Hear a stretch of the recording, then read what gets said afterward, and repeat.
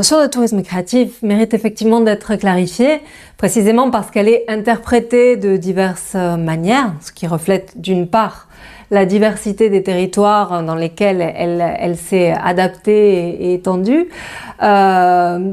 également parce qu'il y a d'autres effets plus opportunistes qui cherchent à répondre à cette croissante demande.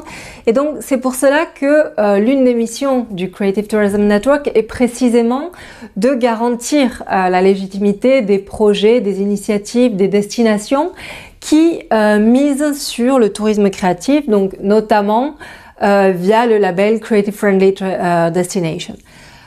Donc, en ce qui nous concerne, la définition de base sur laquelle on s'appuie est la définition officielle, telle que le concept a été théorisé au début des années 2000 par les professeurs Greg Richards et Crispin Raymond, à une époque où l'industrie du tourisme était encore caractérisée par un modèle fordiste.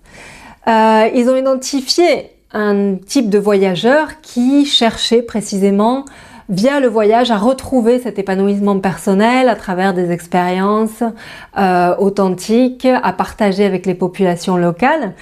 Et donc, cela se traduit par 3 piliers essentiels sur lesquels repose la définition que nous utilisons, qui sont tout d'abord la participation active du voyageur, c'est-à-dire le voyageur est le protagoniste et le co-créateur, il n'est pas spectateur de ses vacances.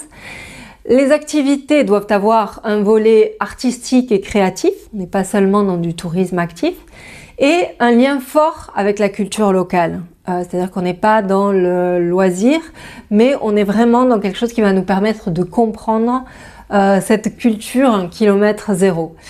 Donc cela implique évidemment que les destinations, appréhendées comme de vastes écosystèmes, soient créatives elles-mêmes afin de co-créer, d'innover et de répondre à ces nouvelles attentes qui sont des plus spécifiques. Et donc le tourisme créatif est par essence en constante évolution. Et c'est en cela que la définition évolue également, mais disons que ces trois aspects sont quand même essentiels pour différencier ce que nous appelons tourisme créatif.